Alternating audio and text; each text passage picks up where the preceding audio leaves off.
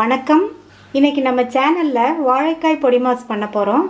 இது சாம்பார், ரசம், காரக்குழம்புக்கு சைட் டிஷ்ஷாக வச்சு சாப்பிட்றதுக்கு ரொம்ப நல்லாயிருக்கும். இப்போது இந்த பொடிமாஸை பண்ணலாம். ஒரு பாத்திரத்தில் தண்ணி கொதிச்சிட்ருக்கு. மீடியம் சைஸ் வாழைக்காய் ரெண்டாக கட் பண்ணி வச்சுருக்கேன். தண்ணியில் சேர்த்துடலாம்.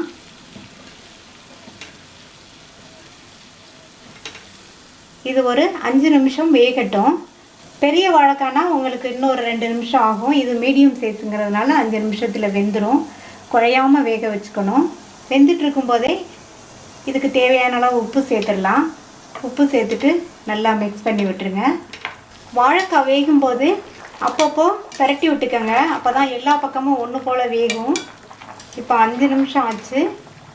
பெரிய வாழைக்காய் அப்படின்னா உங்களுக்கு இன்னும் கொஞ்சம் டைம் ஆகும். அல்லது நீங்கள் வாழைக்காயை கட் பண்ணாமல் முழுசாக போட்டிங்கனாலும் வேகிறதுக்கு டைம் ஆகும். இப்போ நம்ம இதை வெளியில் எடுத்துடலாம். இந்த அளவுக்கு வேக வச்சாதான் நம்மளுக்கு துருவுறதுக்கு நல்லா ஈஸியாக இருக்கும். இல்லைன்னா ஒரு மாதிரி கட்டி கட்டியாக விழும். இந்த வாழைக்காய் ஆறுனதுக்கப்புறமா தோலை உரிச்சிடலாம். நல்லா ஆறிடுச்சு. தோலை உரிச்சிடலாம்.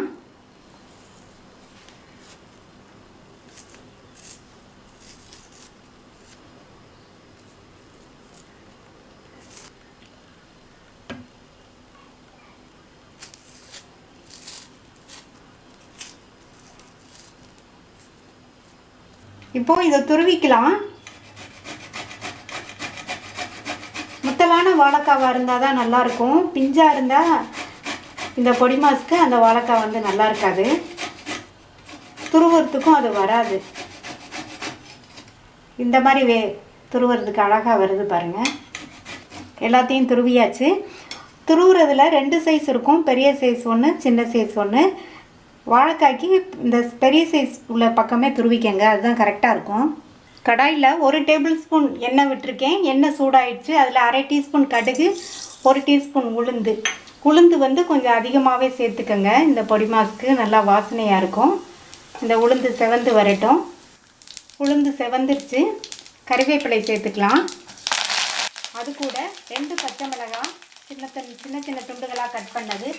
நீங்கள் வந்து உங்கள் காரத்துக்கு தகுந்தபடி சேர்த்துக்கங்க. 2 டேபிள் ஸ்பூன் வெங்காயம் கட் பண்ணது.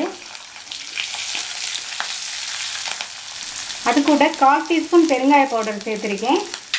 நீங்கள் வந்து பெருங்காய பவுடருக்கு பதில் ஒரு அரை டீஸ்பூன் சோம்பு அதை வந்து இடித்து சேர்த்துக்கங்க.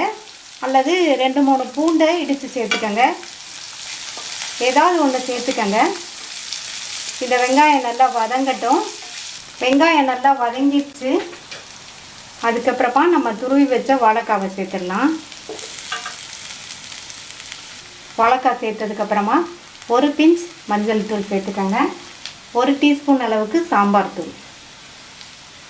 அதுக்கப்புறமா வாழைக்காய் வேகும்போது கொஞ்சம் உப்பு சேர்த்தோம். இப்போ கொஞ்சம் உப்பு சேர்த்துக்கோங்க. சேர்த்துட்டு நல்லா பிரட்டி விட்டுறலாம். இந்த பொடிமாஸ் வந்து நல்லா இருக்கும். டேஸ்ட்டாக இருக்கும். வாசனையாக இருக்கும்.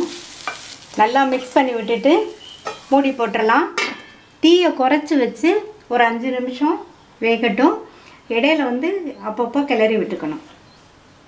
5 நிமிஷம் சிம்லேயே வச்சு அப்பப்போ கிண்டி விட்டு காய் மசாலாவோடு சேர்ந்து வெந்து நல்லா உதிராக வந்துருச்சு பாருங்கள். சிம்லேயே வச்சுக்கோங்க.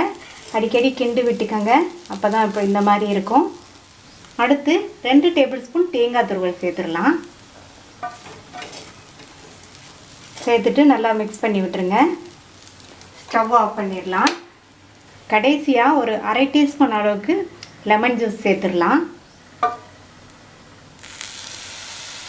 லெமன் ஜூஸ் சேர்த்தோம்னா நல்லா உப்பு புளிப்பு உரப்போட இந்த பொடிமாஸ் வந்து ரொம்ப சூப்பராக இருக்கும். உங்களுக்கு லெமன் ஜூஸ் வேணான்னா நீங்கள் விட்டுருங்க. சூப்பரான வாழைக்காய் பொடிமாஸ் ரெடி ஆயிடுச்சு. நீங்களும் ட்ரை பண்ணி பார்த்துட்டு லைக், ஷேர் அண்ட் கமெண்ட் பண்ணுங்கள். தமிழ் ஃபுட் கார்னர் சேனலுக்கு சப்ஸ்கிரைப் பண்ணுங்கள். தேங்க்யூ.